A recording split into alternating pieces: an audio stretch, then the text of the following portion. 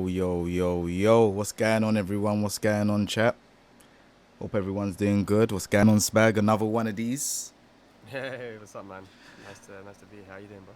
Doing good, man. Doing good. I thought we should do a stream where, like we talk, man, because obviously everyone knows you to be the commentator, but they don't really know, like, obviously, reason why you got involved into Tekken. They don't know. They don't know a lot. I don't know a lot. So I just thought that it would be a good time to even just for me to reach out and say to you, like, you're doing a really good job, and I want to know more, man. I want to know more about, like, what is your history behind Tekken? Like, what got you into Tekken?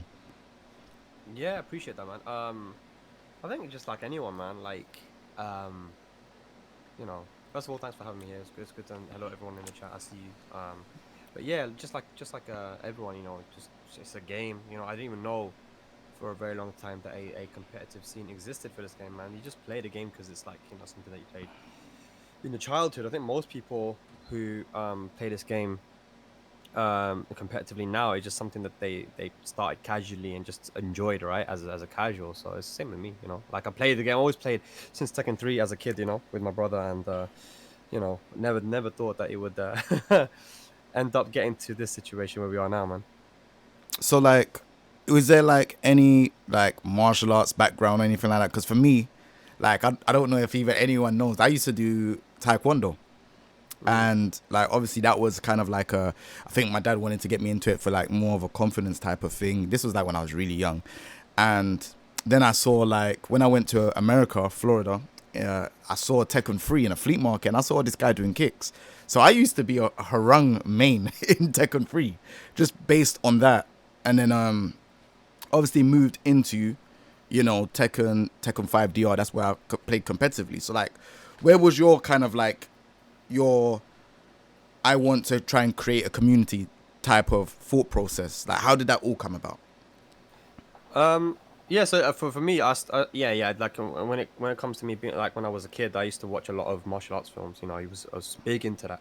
I did karate for a bit as well, and just I always loved it, man. Always loved that stuff, man. Even now, like I was up late watching UFC, man. Like I'm a big martial arts guy. Love watching that stuff, man. So Okay. Tekken, it's just something I was always into. But when it got serious was actually I would say Tekken 6 is well, Tekken 5 DR is also when I found that there was a competitive scene. Getting onto Tekken Zaibatsu and as a kid and reading the forums and learning more about the scene, bro, there was not much information available. Like people don't actually understand the amount of information available now that allows people to get good at the game or even learn about the game.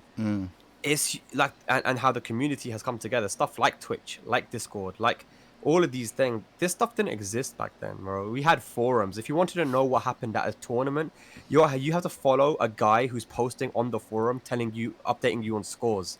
That's how it used to be. Now it's like, and then if you wanted to watch any of those games, well, bro, you got to buy the DVD somehow.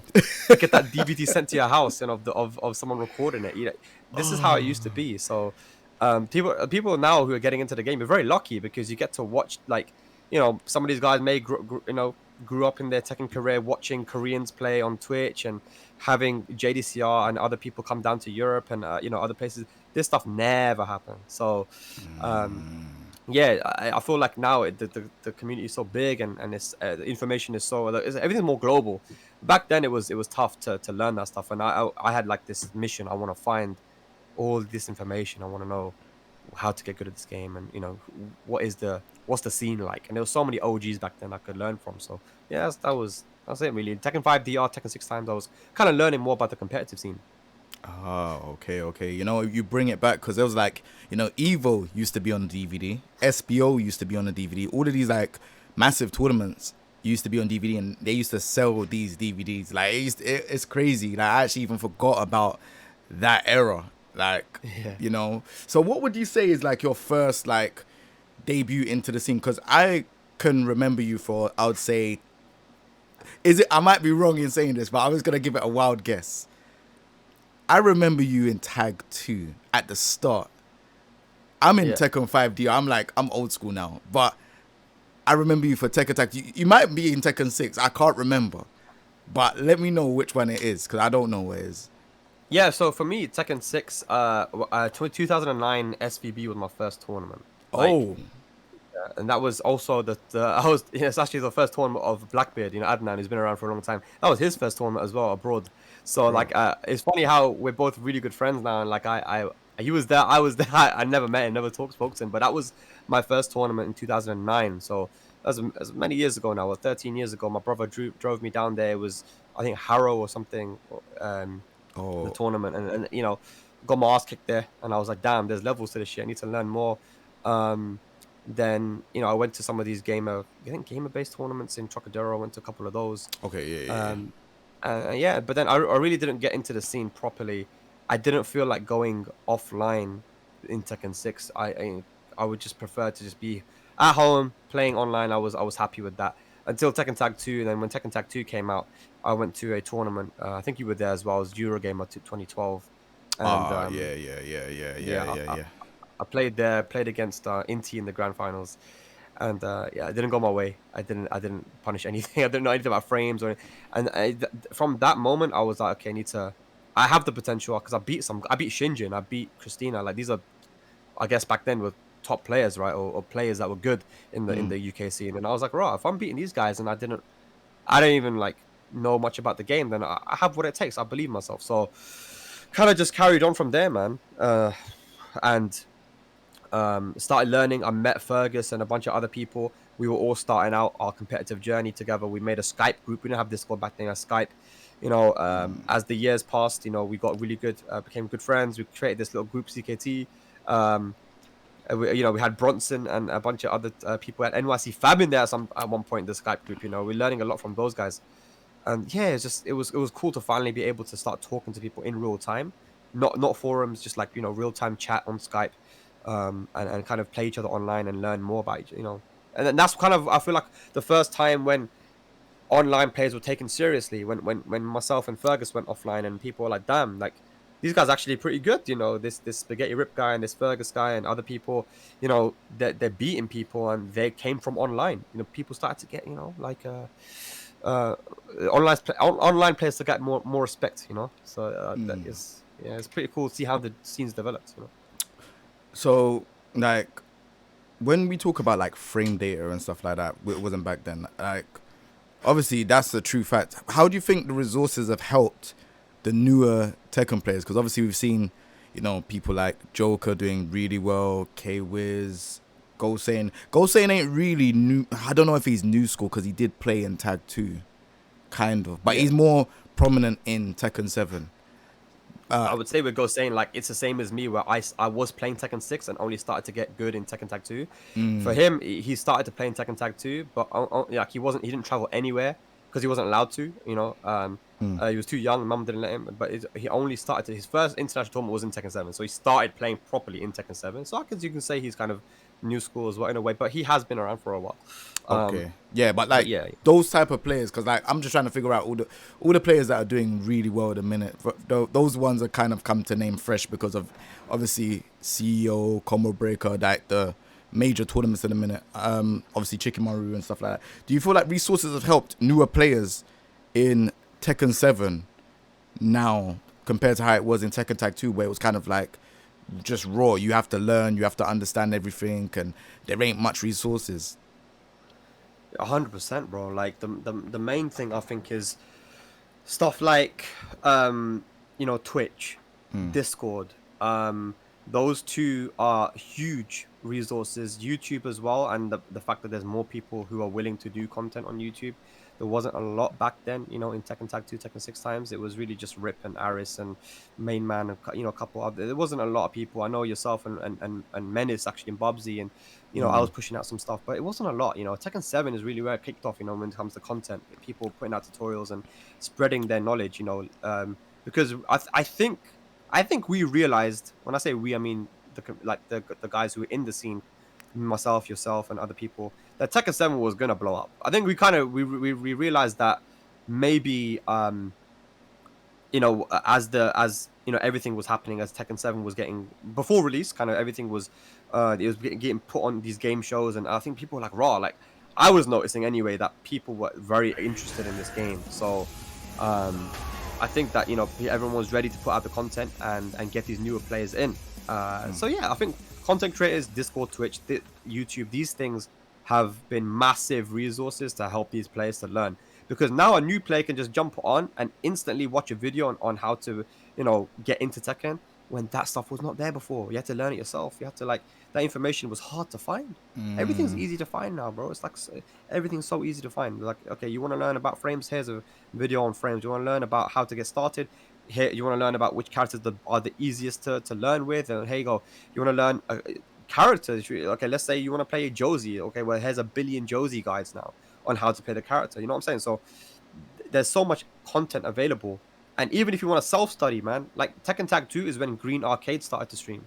That stuff was never available before. Imagine being able to watch Koreans deathmatch each other in the arcades every day. It was live every day for hours. And you can just sit there and watch these guys who are the best in the world play and learn from them. I remember that, you know, I had people who used to like ping me and be like, yo, Spag, there's an Eddy player playing right now. He's deathmatching on Green Arcade. I'm like, oh, I'm there.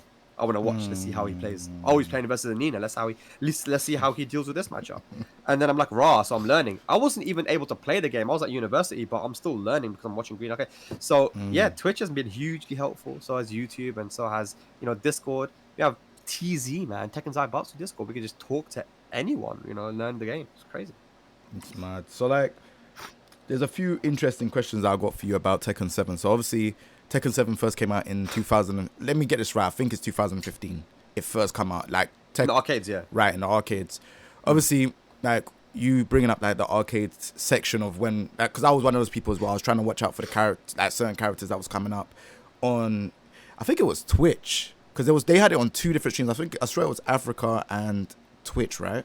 Or am I getting wrong? I'm sure it's them two. All right, cool. So for them two, I used to I used to see if, like, you know, someone was using character that I liked or whatever. Do you feel like the game being out for the first 2 years in Asia done any, I want to say this the PG way, but do you think the game coming out for the first 2 years before everywhere else kind of stunted the growth or anything like that for Tekken 7 in general?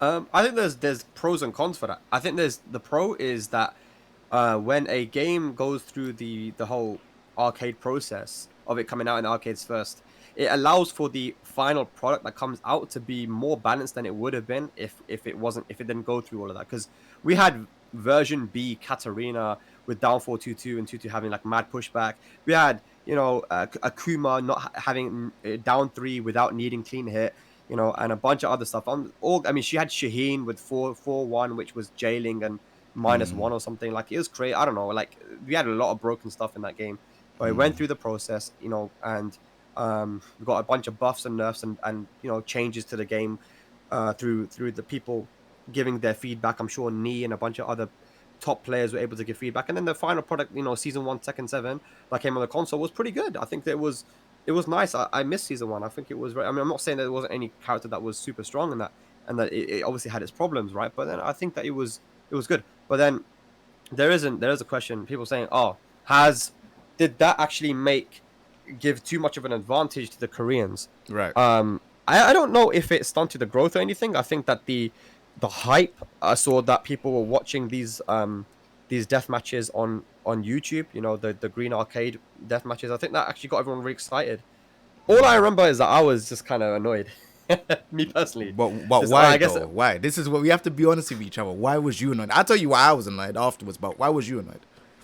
I think it's the same reason, man. Let's be honest. Like, I think most Europeans were kind of pissed off because it was... I don't have a problem with the game coming out in the arcades in Japan and Korea or whatever, yeah, and then they get to play. Like, okay, fine, I get it. They make a lot of money from the arcades. At least they did. They used to make a lot of money from the arcades, and it's a big part of the culture. I'm not going to be upset at that, you know?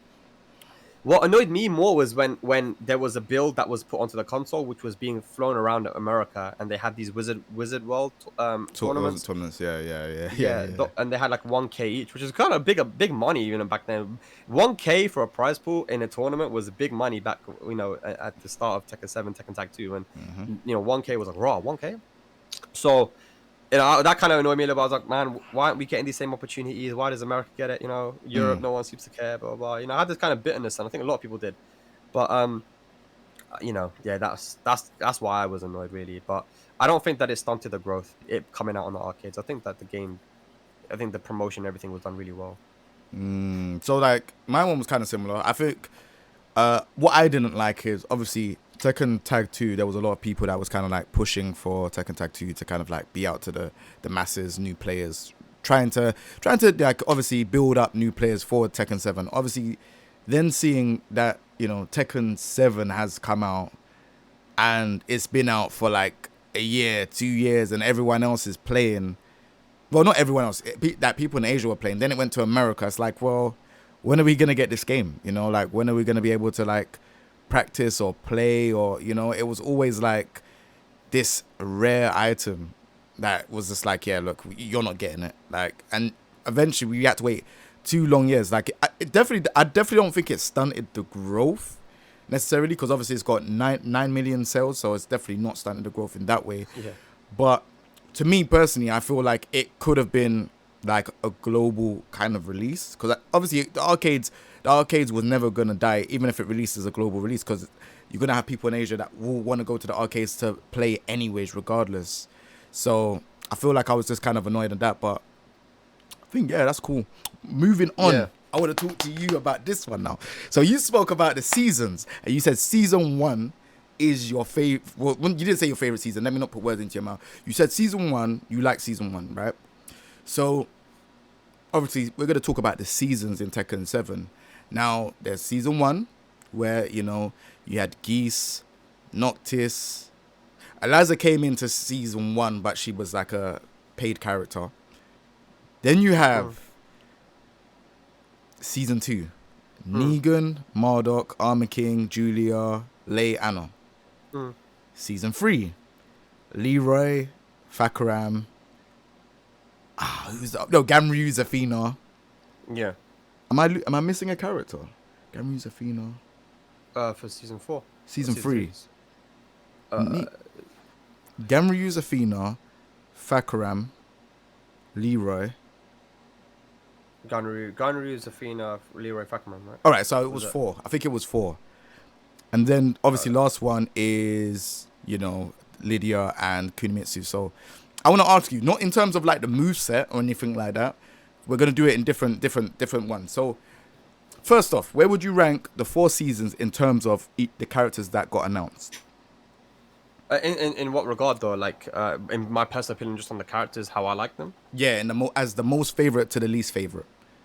I would say season 2 was hype in terms of characters that were brought out then. I think it was Amsterdam, right, what they revealed. You know, they were gonna bring out what Negan. There was Julia, Armor King, Marduk, right? That was season 2? Yeah. Yeah, I really liked that one. I think those were cool. You know, season 1 was Geese and Eliza. Well, Geese, right? Geese Eliza and was already in the Noctis. game. Yeah, Geese and Noctis. Noctis. Yeah. Yeah, I mean, I wasn't too. I was kind of whatever on that.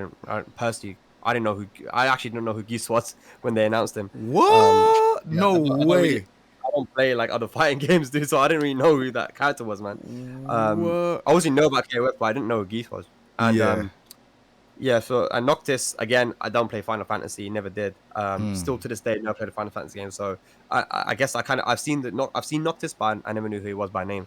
Wasn't so crazy about that. And Negan though, I mean, I watch Walking Dead, so when I saw that, like I was like, what the hell? Yeah. That was pretty. So I think season 2, season 3, I think that was interesting.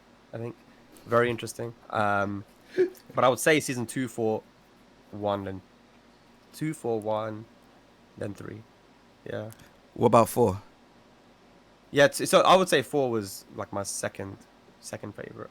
Just like Lydia and Kunimitsu. I play a lot of Kunimitsu myself. I'm not the biggest fan of watching a Kunimitsu player play Kunimitsu. Honestly, Why? So I play the character a lot. But my personal opinion about Kunimitsu is that she doesn't have to play the game as much as other people have to. That's my opinion. I feel like with set 2, for example, that set stance, Set 2, basically you can't step it. It's a counter hit launcher, and I think the fact that you can't step it makes it really really annoying to play against a character at a certain range. Certain moves like 2-2, down 40+4, the full crouch mix. I think even Ferguson, he's a big waifu person. Even he says that the full crouch sweep needs a bit of a looking at. It's basically homing. Again, it's so quick, so much range. The free flip over into the mix up. I don't know. I think it's really you remember that toy when you play at nursery where you got to put the square into the square and the circle into the circle and the triangle into the triangle? Yeah. That's what it kind of feels like watching a Kunimitsu player play. It's like they put in the square into the square, the circle into the circle, and it's like it's not there's no mind games. you're just throwing stuff out, and you have to hold it. Down 40+4, you have to kind of hold it. 2-2, you have to hold it. If you have good defense and you're patient, you can beat a Kunimitsu player. I just personally don't. I'm not saying that Kuni's like high tier or anything. I'm just saying it's not the most fun thing for me to watch. She's not B tier though, right? As Arslan I don't think says. she's B tier. Yeah, because I like Arslan. Arslan's a cool guy, but when I saw that why you lot struggling with Kuni, I said, huh? Because she's so safe. Like she's so safe, and it's literally patience that can make you beat her. But even with that, it's like, man, you're even seeing, speed kicks beating everyone with this character.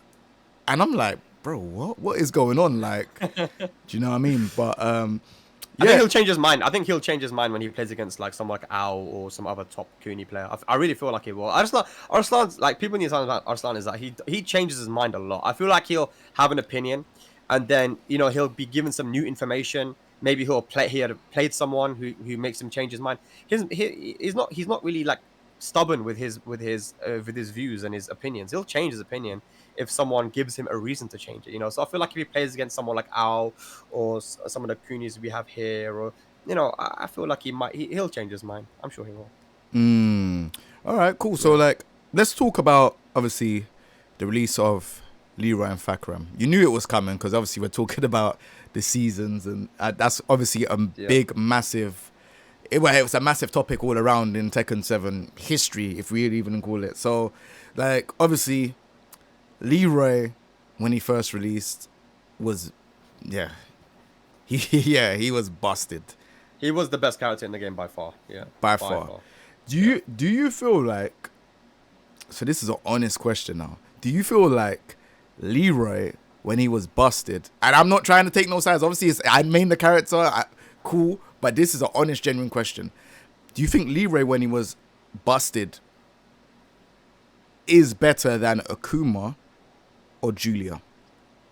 Yeah, I feel like, and there's a reason why, because when you take into consideration a character's strength, you don't just take into consideration what's on paper. On paper, of course, Akuma is bullshit. We know down 3, specifically down 3 is the thing. We can talk about Akuma in a bit, but like down 3 is the problem move. Everyone can talk about his Demon Flip and other. Down 3 is the problem move there. And we know Akuma is very hard, but there is an execution barrier. With Leroy, there was zero execution barrier at all. He had a high crushing mid, high crushing mid poke that was really quick, and had a second hit that was safe and did count hit launched. Down 1+2, which forced you to full crouch on 0 and gave you a full combo. The sweep, the 21 frame orbital, the forward 2-2, which if the first hit with the second one, was unpunishable on block sometimes because of pushback. He had so much stuff, man, so much stuff, and it was all so easy. So and big damage too. I feel like the fact that it was so easy is the main reason why I would say he's stronger than Akuma, because we have to consider. And I was actually having this conversation with tech enthusiasts in the chat right now. I was like, when it comes to tournaments, and we are talking about tournaments in the end of the day, aren't we? Like, how strong it is. When you think about how strong a character is in tournament, you have to take into consideration their execution barrier, because there's so many things. Like, you watch a League player play, most of the time they're dropping their back 2 loops. You watch an Akuma player play, even the best Akumas in the world. We watch Super Akuma play, who's got the best execution, and he'll drop his combos. You watch a Leroy player, man, unless they really fumble it, you will not be seeing them drop these combos. You know what I'm saying? You watch a Feng player play, they're not going to be dropping their combos. The combos are relatively straightforward. But these 2Ds, they do have an execution barrier, and I think you have to take that into consideration. I think Leroy, he 100% was the best character in the game. All right.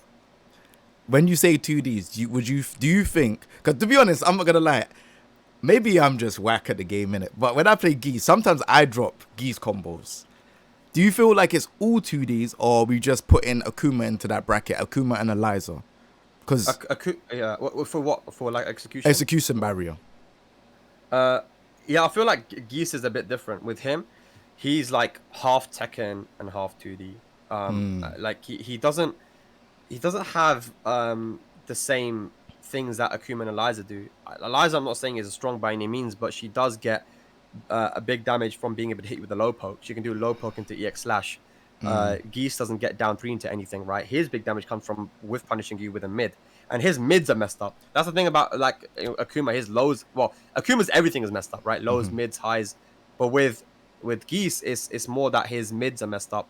If you have the meter, you get one whiff punish, it's usually GG's for you. And if you watch Pika, for example, the way he plays Geese, like he'll have meter and he doesn't care if he whiff punishes you. He'll just do standing 2. If it hits, you're dead. If it doesn't hit, well, you have to hold all this pressure, which I don't like either. I don't like that too. So I'm opposed to meter. I don't like meter characters. I've never liked them. I'm never going to like them.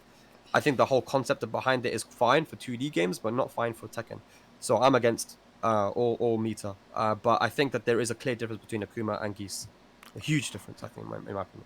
All right, cool. So, talking on the subject of Akuma and Geese, my thing with Akuma is he can do down 3 no matter where you are on screen and possibly take you to the wall. All he does is that combo, jab, jab, jab, forward 2-1, and you're floating at the wall. Like, you're not just like, it doesn't push you like a normal move. This one, it's like you actually kind of float up and go towards the wall. Like, Geese, in my opinion, like, people might not agree with me on it, Geese is mad strong. Like, we'll agree on that part, but the thing is that a patient player tends to usually beat an average Geese purely because Geese needs to whiff punish you making a mistake or you throwing out a button. Like, he doesn't have anything to kind of like knock you down, and then like he has down 1+2 that knocks you down, which is hella slow, launch punishable, right? But he plays the traditional Tekken game, which is jab, up, like sidestep down full 1, sidestep 3, sidestep back 2, that type of game until you press a button and make a mistake. So my thing is, I know everyone puts Geese and Akuma like near the top and understand, like I definitely hear that, but do you feel like Geese is problematic? I know you're saying about the meter, but do you think his actual overall Tekken is problematic, or is it just the fact that he has meter? Okay, so there's certain things like his Tekken moves are good if you think about it. Sidestep 3, that's a very good low, for example, in Tekken. You know, like it's a counter hit launcher as well. Okay. -12. You know, they gave him the new slash move which tailspins, and his damage is pretty good. When he gets meter, I mean, it's everything just becomes even stronger. Like he becomes, you know, that top tier character that everyone's talking about. But yeah, I think that it's the meter that's really problematic. But when you take it into consideration as well that he has normal Tekken, he has down 2, you know, in a very good down forward 1, nice homing moves, counter hit launching homing moves. His jab, so 2D jabs, they recover quicker than normal 3D jabs. So that includes Geese. His jab is very hard to whiff punish. I was hoping you didn't mention that. I was really hoping you. I really was hoping you didn't mention that. But all right, cool. You can have that one. Go on. Yeah. So like, yeah, jabs are like one of the most important thing in the game, and Geese has a, you know, just like Akuma and I think Eliza as well. Like their jabs are just ridiculous. They're so strong and difficult to whiff punish. You know. So his normal Tekken is strong.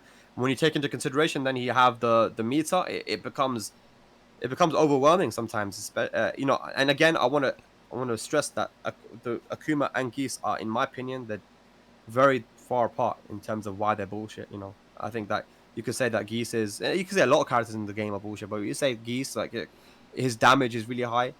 His pressure can be very, very harsh when he has meter. But Akuma is different planet, man, in my opinion. So who do you think's better out of Akuma and Geese? Of course, Akuma, 100%, 100%. Okay. Anyone that says differently just doesn't understand the game that well. In my opinion. So like, the reason why I mentioned Julia before, obviously we'll backtrack to this in a second. The reason why I mentioned Julia and Akuma before is because obviously when Leroy was busted, obviously there was a Julia that nearly Oh, yeah. beat. Do you know what I mean?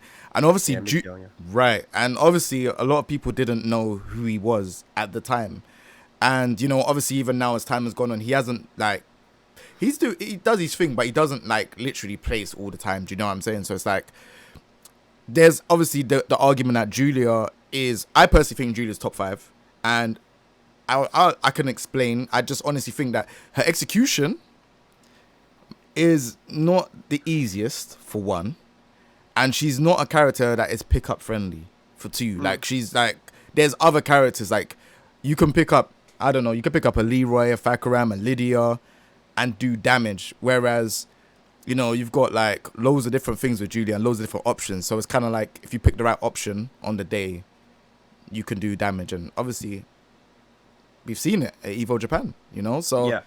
but Yeah. what do you think about Julia in Yeah. in the current state? Because she's really good now. But what do you think about her?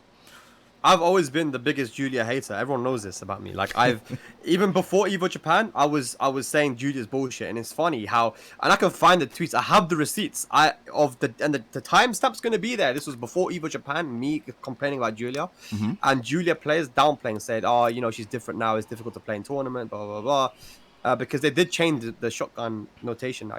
It's a bit harder to do now. Yeah. But it's like, come on, dude. Like that's not a reason to say that the character's not good. Like very versatile. Julia's always been versatile. Forward 1. I was wishing, hoping, praying that forward 1-4 wasn't going to be a tailspin. Then they made it a tailspin. I'm like, dude, these combos are going to be so.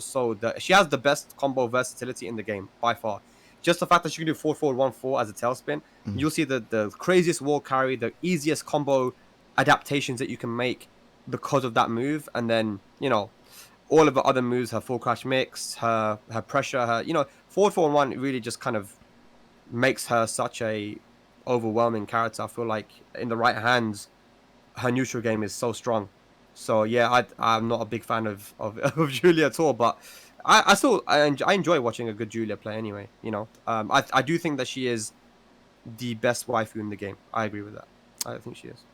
It doesn't matter so again, we're gonna get this a lot, and I feel like people are gonna be like, she isn't winning anything. You know, if Arslan wasn't playing Zafina isn't winning anything. See, that's so it's not about Tekken tournaments are about the player, not the character. You know, and the people who say that she's not winning anything, therefore she's not good. Well, Panda won the Tekken World Tour Finals. Does that mean that Panda's broken now? Oh, Panda won a tournament, so therefore Panda must be up. No, the player, and this is how Tekken is. Tekken is not a tier list game. It's not a game that is decided on tier list. It's a game decided on how good the player is, how good the defense is. You know, Julia is bullshit for many reasons, and just because she's not represented in tournaments does not mean that the character isn't strong. Do you know what I'm saying? So, but we, like you said, we saw Mikio, what he did at Evo Japan with a bunch of broken Leroys. It just goes to show the potential of that character, man. Right, and then they gave her the new move. I think it's for the home. It's not homing because you could sidestep. I think you could sidestep it both ways. The high kick. Yeah. I think it's 4-4-4 or something like that. They just seem to just kept on giving us stuff, and you can cancel the forward. I think it's like the wall carry, the kind of like bam bam. I can't remember 4-4-2-1. I can't remember where it is, but you can cancel it now. They gave her a bunch of new stuff, but I just still don't see many Julias. But again, like I said, why would you play Julia when you can go running around playing Lydia or Zafina with that easier characters and can get the job done? Yeah, easier characters. That's the key thing, right? We were talking about why I think that Leroy was better than Akuma is not because of anything on paper. It's just because of how easy the character is. It's how easy the damage is obtainable. You know what I'm saying? Like if you want to obtain the damage for Akuma, you have to do certain things which require you to do high execution things. For you to get that same amount of damage from Leroy, it might be harder because you haven't got a down 3, a low into damage, but you still have to do way less in terms of execution to get that damage. So yeah, Julia is a little bit, like I said, a bit more execution heavy than these other characters, but and what I'll say is and this is my opinion and the opinion of a lot of people. I don't actually think that Zafina is as strong as people say she is. I think that there's and I was talking to Kira and Joke about this. Whoa. Slow down there. What did you just say? I don't think that Zafina is as strong as people make her out to be. Really? 100%. If you think about it, right? So my rankings of the waifu characters. I think that Julia is up there, number one. You have you have Julia. You have Alisa. I think Alisa is stronger than Zafina in my opinion. You have Julia, Alisa. I think Nina is very strong. Raven, and then Lydia, and then Zafina. I think Zafina is not even in my top five. I don't think Zafina is even in my top five for waifus. Honestly speaking. What? Yeah. No, no. You're trolling me today. You're trolling me. I thought we're gonna have a serious conversation. You're telling me Zafina's not in the top five. She's not in the top five. I think what makes her good when you have a player who has insane defense and really good movement, she can be a kind of character where you can pick up and do really well. But you saw like, bro, unless the Zafina player is cracked out of their ball bags, bro, they're not going to be winning. And you saw it, bro. You saw Gen, who's one of the best players in the world. He tried to beat Joker with Zafina. What happened? Bro, he got beat. I got beat bad as well. Like Joker knew exactly what to do versus that character. He's not gonna lose to any Zafina, bro. If there's a Zafina that's gonna beat that guy, it has to be Arslan. You know what I'm saying? So, but again, I don't wanna. But who else is doing big stuff with Zafina? I mean, Chanel tried. He wasn't able to do it. His Zafina really didn't get the results that. It's only really Arslan, and that's because he gets the most out of that character. He gets the most out of the character. I feel like Shadow's doing pretty good as well. But again, against people who know the matchup really well, I feel that they'll understand. Zafina's, for example, is extremely hard for her to make a comeback unless she has rage. If the rage drive is gone, it's tough for her to make a comeback. I think that her tracking isn't the best, and if you're too predictable, then you can get beat pretty bad. I think if people know what to do after a down 3, then it becomes a mix-up in the favor of the opponent. I know the matchup really well. I feel like there's I'm not trying to downplay anything. I just don't think. And I talked to MYK about this as well, but I'm not the only person that believes this. MYK talked to him. He'll say the same thing. A bunch of people believe this, man. It's just that we see Arslan doing so well. And I played Arslan Zafina. I'm not saying that I've lost to his Zafina, bro. I know he's very strong. But I'm losing to Arslan. I'm not losing to his character. He can play any character and he'd beat me. I'm not losing to his Zafina. I'm losing to Arslan. Do you know what I mean? So, and that's how most people are losing, Jay. Like, you watch them play. What is Arslan he won Evo with Kazumi. A season 2 Kazumi. He went to Evo. He didn't drop a single set. He used Kazumi, bro. And this is what was supposed to be the weak Kazumi. Oh my god, Kazumi is bad now. Japanese top players like Take are dropping Kazumi because she's no longer good and viable. And then all of a sudden, Arslan shows that you can beat people with a jab, a down forward 1, and a low. That's all he did. There are characters out there that do what Zafina does, but I think they're better. I think Alisa, her backdash is almost as good, but she has so much better punishment. What's Zafina's punishment for while standing? She can block a -14 low. What's going to be her punish while standing full? Her punishment is bad. Her standing punishment is pretty good. 1-3 into her stances. I like a scarecrow, her mantis. Her stances are pretty good, but it's a poking playstyle.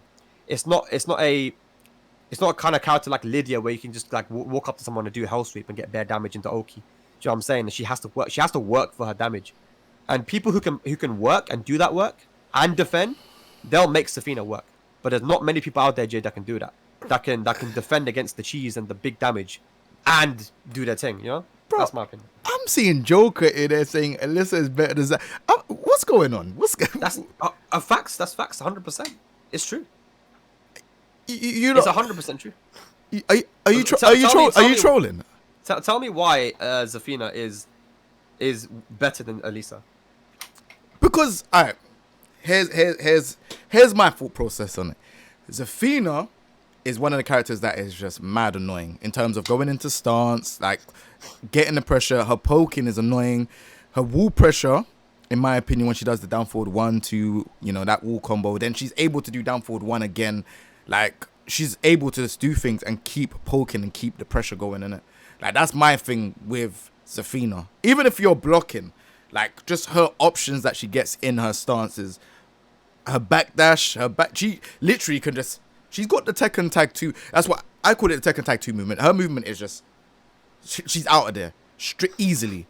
On top of it, she's very evasive in terms of certain things just missing her. Like that's annoying as well. But she has, I think she just has a lot of things. I'm not saying her, like, if we're talking about on paper, what is her punishment? I can't say her punishment's the greatest at all. But I don't think she's that type of character. I think she's kind of like that annoying type of in your face type of character. And when she's ready to just get out of there, if she's getting pressured, she can easily do that. That's my thought process on Zafina. Yeah, so a lot of people are saying backdash, and that's usually the answer that I get when people say why Zafina is so strong. But actually, the backdash is definitely one of the reasons why she's difficult, good. Because why? When certain characters try to pressure you, let's say I'll give one example: Asuka while standing 4 into down 2, and Asuka while standing 4 into down 2 is a frame trap. No, you can't do anything about it. You can't while standing 4 on a hit. Okay. You can't sidestep. You can't backdash. You can't do anything. You can't mash. That is, you have to hold that. Zafina doesn't have to hold that, right? Because she can backdash it. Mm-hmm.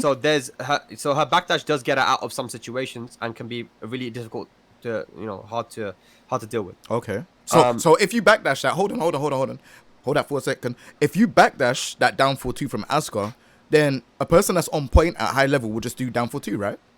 Yeah, and punish you for it. That's why, as an Asuka player, when you're playing against Zafina, you have to be careful in certain situations. To when you do your punishment, like a while standing 4, don't just flowchart your down 2s. You have to dash up and then carry on the pressure. Right. Because her backdash is very good. You know, Elisa, her backdash is almost as good. It's not exactly the same, but she can also get out the same situation. You know, Zafina versus Zafina, the mirror match? Okay. The Zaf mirror match is so toxic because Zafina gets out of so much of Zafina's own shit. Because she can backdash her own stuff. Elisa can do the same thing. Okay. Her backdash is no one's talking about Elisa's backdash. Her backdash is almost as good, and she can get out of all these same situations that Zafina can get out of. But she also has a 14 frame while standing launcher, a full crash mix up.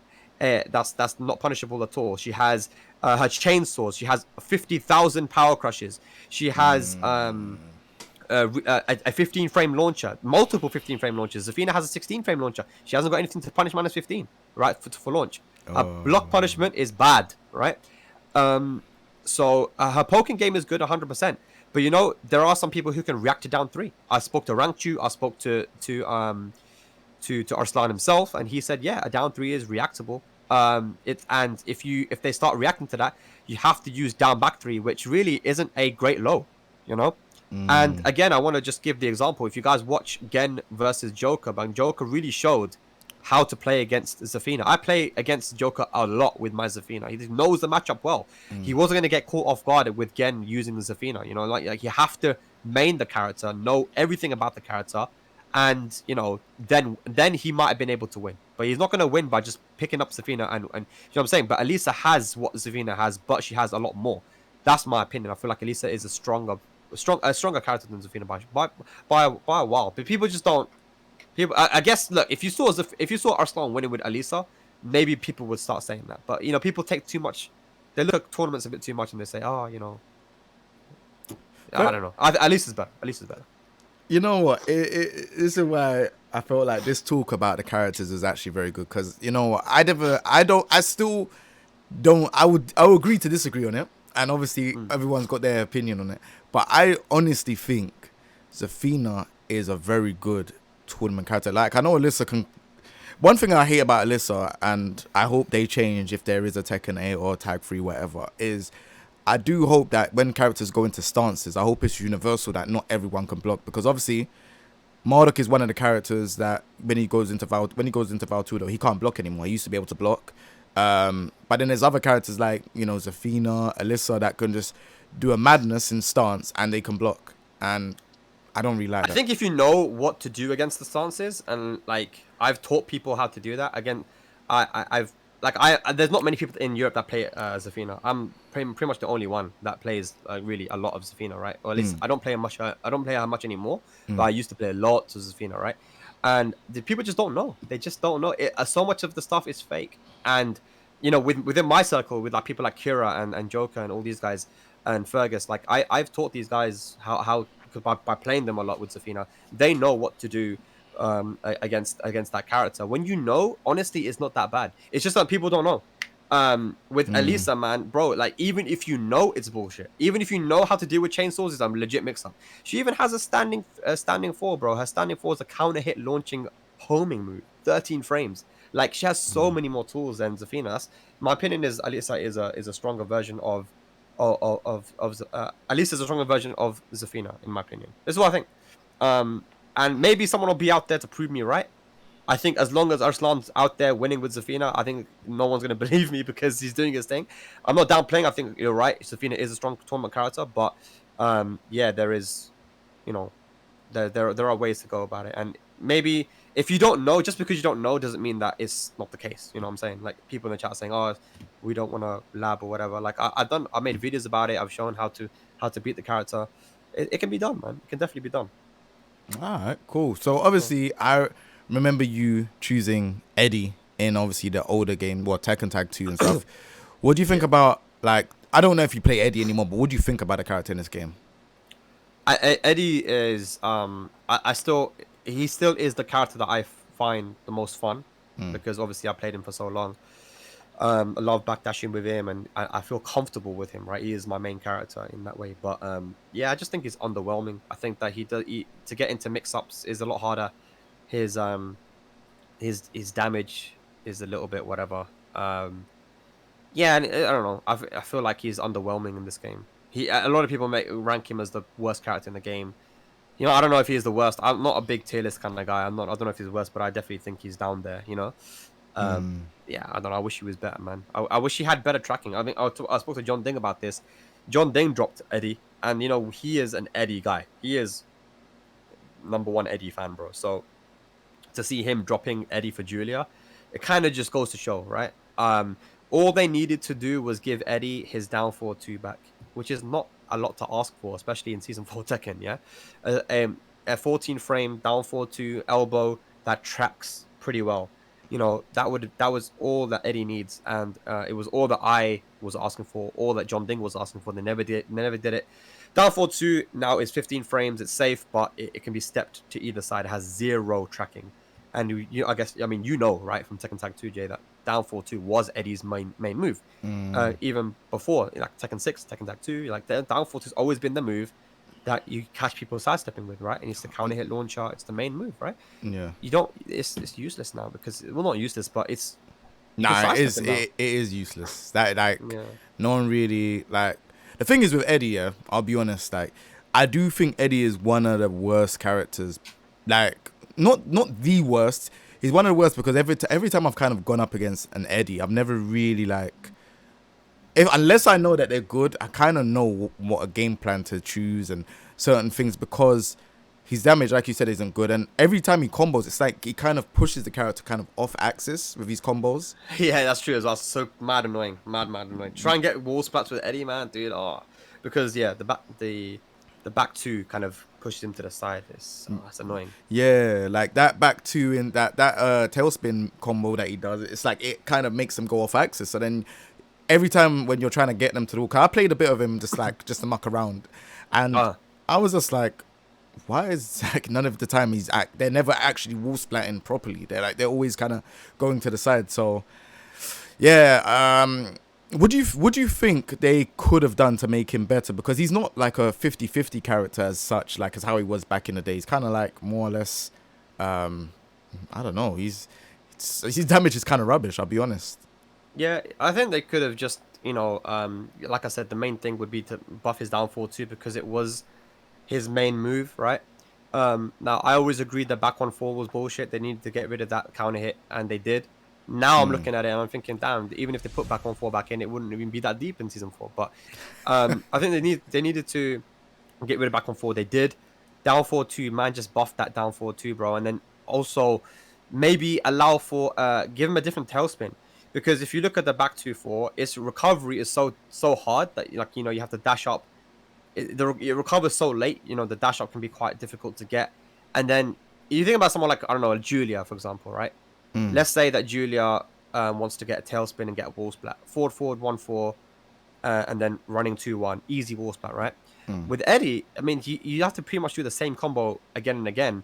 And if you tailspin near the wall, how are you going to get a wall splat? There's nothing to like lift them up into like there's no one hit that you do to get a wall splat. Like I don't know, Lydia was a back 1+2, a one hit that just kind of pushes the opponent up onto the wall. There's what else? What other character has Bob's this? down back 2. Bob's down back 2, yeah, and so that kind of move. Eddy doesn't have that either. So the combo versatility is very bad too. I think NES is right. You know, NES from Italy. That I feel like Eddy just getting punished for what he was like in Tag 2. You know what I mean? Just getting punished, man. So whatever. I just move on in it. I don't complain. I wish Eddy was better, but I'll keep playing him, and I'll play other characters too. Like I can play other characters. That's the benefit of being a Tag 2 guy, man. Like you can play so many different characters because we had that game for how many years? What, six years, and we just have to play bare characters, isn't it? Like so, I'm good. Sick. All right, well, we're gonna get into some games, anyways. We'll do some first to fives and stuff like that. But I just wanted to ask one more question. Obviously, we spoke about like obviously you coming into the scene and this and other. But I wanted to ask like, obviously moving on that we're gonna hopefully get announcement of a next game, whether it's Tekken 8 or some other title. I'm more leaning towards, if we've seen the history of how Tekken Tag 2 comes out or the tag games, it's usually 3 games then a tag, 3 games then a tag, or whatever. But like, yeah, so I think Tekken 8 is gonna come. What would be the top 5 things you would like to see in the next game? You go first and I'll go after you. Okay. Less damage, 100%. Just less damage overall in combos. I want to go back to where like the low to mid 60s is how much damage we're getting. I want to see no 2Ds. I want no 2Ds. That's my thing. I understand. I did a poll and I asked who wants 2Ds, and actually surprisingly it was quite even. So some people do like them, whatever. So I say no 2Ds, no like less damage. Like the whole flip over Oki stuff. I'm not a big fan of that either. Maybe less characters as well. So that's my 4th thing. Maybe less characters. I think there's maybe too many characters. I don't personally mind that, but I think it could be difficult for people who are getting into the game when they see so many characters. Like, no, I don't want to get into this. So less characters, and then my 5th thing is, I think just more things to do outside of actually playing Tekken, like fighting someone, because there isn't a lot of content outside of just playing the game. For example, in other games, there's so many different things you can do, right? If you're feeling like, I don't know, different modes or whatever. Like, I don't know. Let's say, for example, they gave the Tekken Ball mode. Let's say the Tekken Ball mode was, they added that in and it was online. You could play people in that. Yeah, so there's so many different things they can do. One thing that I was asking for as well, which I don't know if it's ever gonna happen, but I think it'd be really cool, is like the in-game currency can be used to buy like loot boxes. I know people are kind of opposed to this stuff, but I think that the items that you have in Tekken, because I play Rocket League, casually, and I see that people are like, there's a thing where you can trade items, right? Why not? Why can't these items in Tekken be things that you open up these boxes and you get these cosmetic items which are really, really hype? I think people love that stuff, man. And you don't have to pay for it with money per se, but you play, and when you play, you get these kind of daily achievements and stuff that you do, weekly achievements. Use those in-game currency to buy loot boxes and get these cool cosmetics. Like, let's say the shower head, for example. Let's say the shower head was like a 1 in 10,000 chance to get from a loot box, and it's like, damn, I got you see someone with a shower head, it's like, well, that's mad hype, man. Some guy's got the shower head, innit? I don't know. I think that's the future. That kind of stuff. These things are the future. So that's what I'd like to see. Before I give my top 5, I just want to ask: do you not like the flip over more than the wall? Do you dislike the flip over more than the wall bounce? Oh, wall bounce, I don't care about that too much. I think it adds a little bit of extra damage. Can be quite annoying. Some people have some dumb wall bounces, man. But in general, like I would just get rid of wall bounces altogether. I think it didn't really add much to the game at all. But yeah, flip over for me is way more problematic. I think that it just it puts you into like. So the problem with flip overs is that you have some characters where their optimal combo is one which ends in a flip over.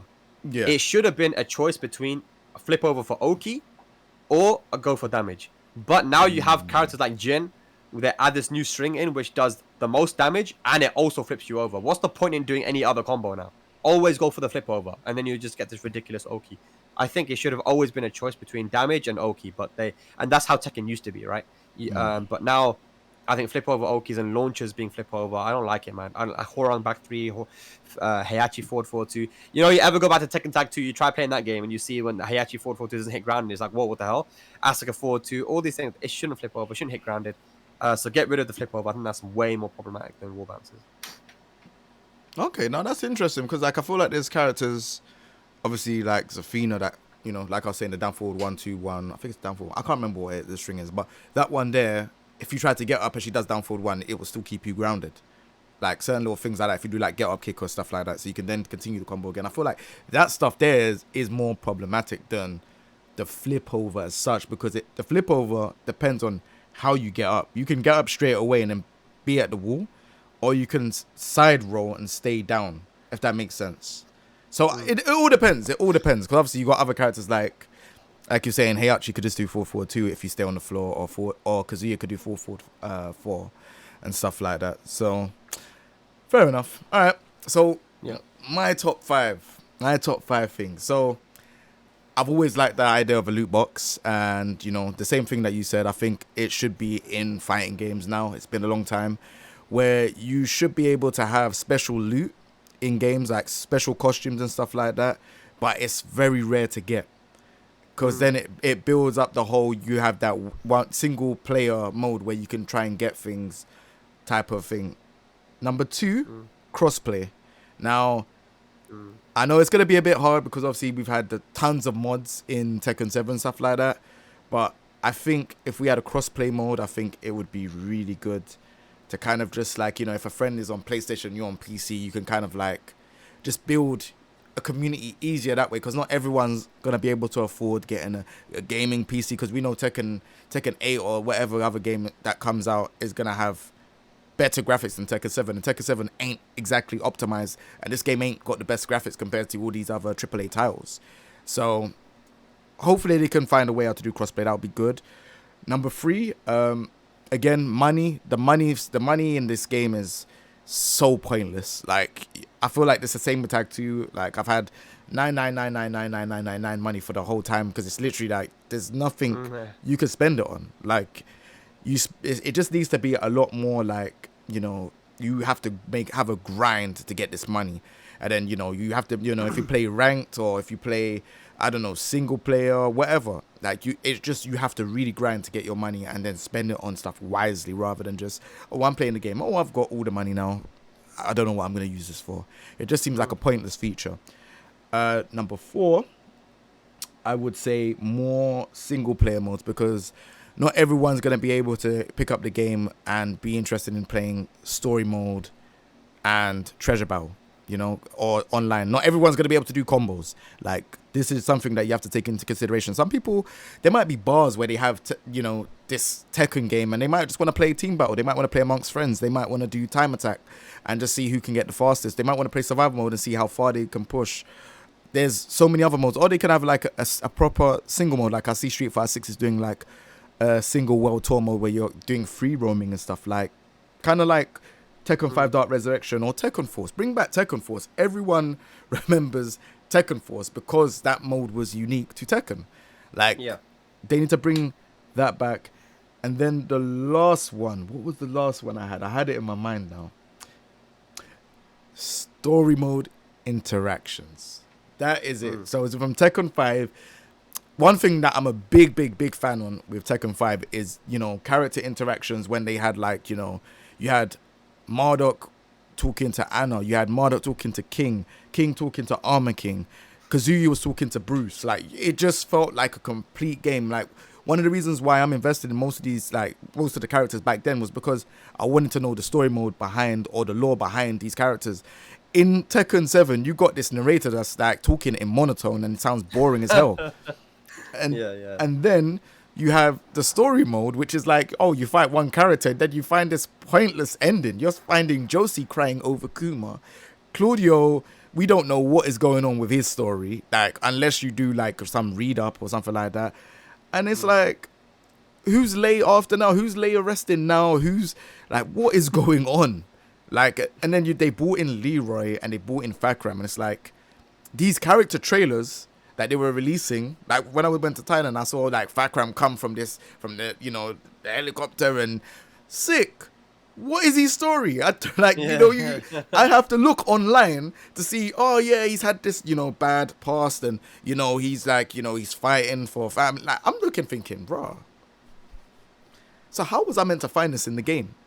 And same with Leroy. If I never ever had YouTube or internet and I just downloaded this character, I wouldn't know that he was gone for 50 years. So they need to have these interactions. Leroy has an interaction with Heihachi saying, "Oh, are you the person that caused all of this?" And it's like, huh? Like there's a lot of potholes in the Tekken 7 storyline. And I just feel like when Tekken 8 comes, I just don't want them to do the same thing they done with Tekken 7, because I feel like Tekken 7 felt like an open beta. It was just, they were always constantly changing things just to please the community, which is better, because obviously Tekken Tag 2, we never had none of that. That was, you got one DLC with a whole row of characters, you got this, enjoy the game. If it's broken, we don't care. That's the attitude that we got. Now Tekken 7, you were getting, season passes, we're getting all of these things, but I do feel like there needs to be something what kind of showcases like the interactions and so we can understand and possibly choose these characters based on their lore, if that makes sense. 100%. I mean, I remember that when the games would come out, Tekken, the old games, like first thing I'd do is just go through all the characters and watch their end stories and the little cinematics and stuff. And a lot of people have been calling for like these individual kind of things where, like, let's say if Anna and Nina see each other, or Jin and Kazuya or whatever, like they'll have some sort of interaction which is special. They should do that, man. 100%, bro. I think that, bro, the bar is set high, Jay. The bar is set very high now with Street Fighter 6, man. You see what's been going on with that shit, bro? Like, everyone on Twitter has been going on a craziness with that, man. Like, I've been seeing a billion viral tweets, and this, I'm not talking about the FGC now. I'm talking about viral tweets. I'm talking about random Tom, Dixon, Harrys, bro, around making tweets about Street Fighter. That's how much of a wave that's made. And I think Tekken follows closely behind. I think that these games are very connected to each other. So I got faith. I think that I'm pretty sure with the success of Tekken 7, with 9 million sales and whatnot, they're gonna have a bigger budget. And I think I've always trusted Namco to do the right thing. To I know people may not have the same feeling as I do, but I've always trusted them to know what they're doing. When it comes to game balance, you can have your opinion. I have my opinions as well. Not everyone's gonna be happy. With the way, the direction that they went with, like some of the balancing they did. But when it comes to the game itself, I think they know what they're doing. I feel like they're gonna add in a lot of the stuff that we're saying, and I hope they do. They have to. There has to be more. I remember that in Tekken Tag 2, the customization was so sick. I You would forgot have to add YouTube channels. Yeah, bro. I remember watching your stream with the Margin Boo and all of this. People had YouTube channels dedicated just to customizations. Bro, that was an era, boy. That was a golden era. Man had Boo as Naruto Sag mode. I had flipping Gamryu as Super Saiyan Jin 4. Like, bro, there was so much. Like, that's what I'm talking about in terms of content right now. Like, in like the lifespan of Tekken 7, there's not much to do anymore. Like, there's like literally nothing. The customization isn't good in the game, like in terms of freedom of customizing things. Like, we don't want it to go full Soul Calibur where you're creating like dildos and characters and stuff. That, you don't want it. You don't want the full. You don't want it like that. But we want at least be able to put like names on T-shirts or doing certain things and stuff like that. Like, we want that type of customization, and I just feel like we need more just freedom to do things. So right now it's like, all right, we can play matches, we could play whatever, but it gets boring after a while, The other thing that I was thinking as well is now that we've seen slowly, if you play the PS4 version of Tekken, you can see the integration of ESL tournaments.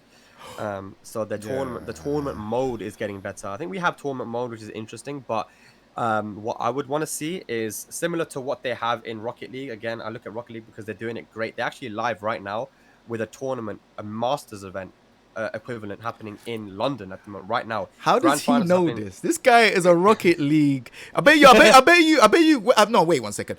What rank are you on Rocket League? No, I'm not good. I'm not good at the game. No, I'm like, don't do that. Don't I'm do like- that. What rank? I'm are like you? Diamond 3 or something. I'm not good. I'm Diamond is sure really low. Diamond is high. Someone in the chat, No, it's not. tell me it was Diamond is higher. It's not high. But It's not high. you're trolling me, bro. You're trolling. You know, me. Pika's the sweat. I'm not the sweat in that game. Pika plays Pika's Rocket League. Pika plays more Rocket League than Tekken. Like he plays more Rocket League than Tekken. Yeah, he's a sweat in that game. I'm not a sweat. I play casually. I just, I've like Call of Duty. I watch Call of Duty competitive. I've only started to get into Rocket League a little bit in terms of, and right now it was EU versus NA in the losers finals, and EU just 4-0'd them. In Rocket League. And well, UK just beat NA 4-0. On what game? Rocket League, yeah. And they're playing against Saudi Arabia for the grand finals. And it's happening now. It's in London at the moment. It's the tournament. It has like 100,000 viewers or something. It's crazy, man. But they know what they're doing, Jay. That's the point. Rocket League, they know what they're doing when it comes to esports and their game. Now, one thing that needs to happen is that when I put Rocket League on, and this is how I found out about this competitive stuff. When the tournament is on, the official Rocket League channel is on. Yeah. The game will tell you it's on. You click, it'll say live Rocket League tournament, and if you click that in the game, it takes you to the Twitch, the official Twitch. They need that for Tekken. Like when a Tekken World Tour Master event is on, or some sort of official tournament, it should say live. It should allow you to go straight to the Tekken channel and watch it. That's one thing. That's very easy to do. That's not hard to do, right? From what I've been told. Then No, let me hear more, because this sounds sick. Because like they have it in Guilty Gear, but they don't have the live thing. Like I feel like I have to be careful with the words I select, but I feel like Japanese fighting game developers, they're slowly clicking on to like what the other games are doing, but I still feel like they're quite far behind. So like obviously Season Pass, if we looked at Tekken 7 and we got Geese and Noctis, that was our Season Pass for Season 1, and then they came better with Season Pass 2, where we had like, amazing returning characters like Marduk, Armor King, Lei, Anna, Negan, so I think that was the character I missed, that Armor King, my bad. But yeah, from when we spoke before. But yeah, they had all of those, and that was a proper Season Pass, right? Yeah. Obviously, it was missing stages and various other things, but it was a Season Pass nevertheless, better than the first one. What I do feel like is they need to have, so you're right about the whole live thing. One thing that Guilty Gear Strive tells you is like the person that won the tournament. So it will be in that little section where it says, this person won Evo, this person won CEO, this person won. And it's like a little box. They need to have like kind of like when you go online, that box is like the media hub of what's going on. Like, if there's a tournament that goes live, it will say Evo is on live now. Watch, boom. You click onto that, it takes you onto whatever. If you got PlayStation 5, it'll take you onto, I think PlayStation 5 has an Internet Explorer. I've got a PS5 and I've never ever looked at it. I think it's got one. But then obviously if you're on PC, it'll take you to, I don't know, what do they have now? Because I use Chrome in it. So is it Edge or it's not Explorer anymore? It's Edge in it. Yeah, I uninstalled that. But yeah, sorry, Windows. But yeah, so it will take you to all of those things. And I also feel like, even if they have like character reveals, for example, if they have a character reveal and it's gone up fresh, that will be in that box, that media hub. Like, we just announced, I don't know, a Tekken 8 character that's coming out. You can watch the trailer here and it takes you to Bandai Namco. Like, all of these things will generate them way more views because it's in-game. Yeah, exactly. So imagine all those people that are playing the game. They're gonna be now. Oh shit! There's a tournament happening. Let's go look at that. And then when that converts to extra views, then it allows for the world tours to hopefully get more support from sponsors. More views equals better sponsorships and better, sustainability. So that needs to happen. I think the tournament mode in itself. So if there's I think every day at 2 p.m. and like 9 p.m. or something, Rocket League every day does these like tournaments where you can sign up, you can have a little squad, and then you sign up together, and it enters you into a bracket. You play that bracket. If you win, you get in-game currency, and you also get if you win, you get like a special title which says like Season 5 or Season 6 tournament champion, right? So imagine Tekken had that. Imagine every day at certain times there'll be a 32-man bracket where you can play with either your singles like just you on your own, Mm. or you can play with a team, a 3-man team. So like you could do 3v3 tournaments where like and that would just be so sick, man. Imagine that. Like imagine me, you, and someone else just decide, oh, it's 9 p.m. Let's enter the tournament for today. Let's get some extra in-game cash. Fuck it, let's do it. And we just enter together. And that's in the game, right? The bracket is generated in the game. That kind of stuff makes it hype, man. It makes people log on for the day. They're like, oh man, I don't really feel like playing Tekken, but I mean, it's almost 9 p.m. Might as well just do this quick tournament. You know, these kind of things need to happen. And you're right with the whole Japan things. Like, I think they are a bit behind when it comes to these things. I think that the American and maybe European companies they do understand these things a little bit better, I think. But I'm hoping that they've caught on to it, and what gets people logging on every day, and all these things. We'll see. That's mad. I definitely feel like there is a bit of a clash because, yeah, I feel like everyone's slowly starting to get on, but I feel like because in Japan they have their games that are popular over there, and we have our games that's popular in Europe or UK, America. So I feel like there's understanding, but I think it's a bit there's a barrier there somewhere along the line. But I'm interested in getting Rocket League. I need to see these modes and just like see what's going on because like. I did, from what I remember of Rocket League, that was like in the very, very early stages, and if it's still going on up until now, then boy, it must be doing really well. Bro, the tournament's on now. If you just if you just watch it, you'll just see like the graphics that they use for their stuff. The whole stadium is full of people. Like they're going crazy. Like this is the first Master I've ever seen. Right, I watched in the UK. It's in London right now, happening right now, and it's like.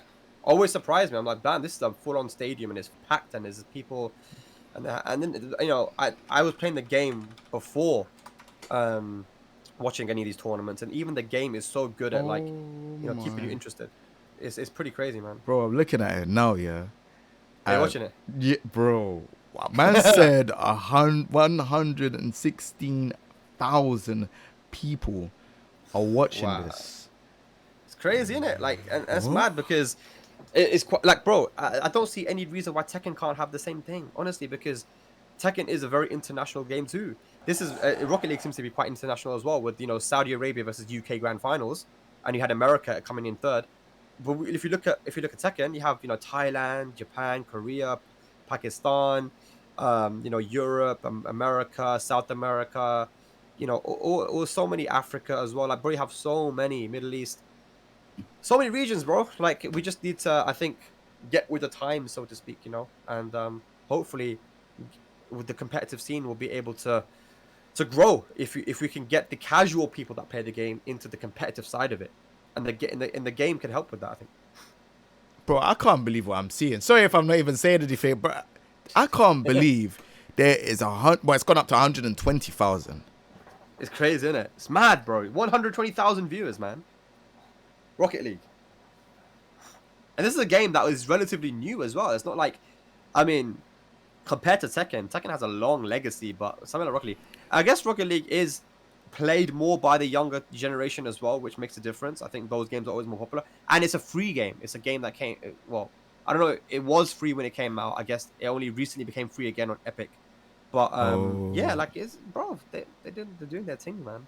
I think Tekken Revolution was a good experiment for Namco as well, to see if they added a free Tekken and how that worked with microtransactions. But I don't know what they're feeling about that anymore. But yeah, I don't know.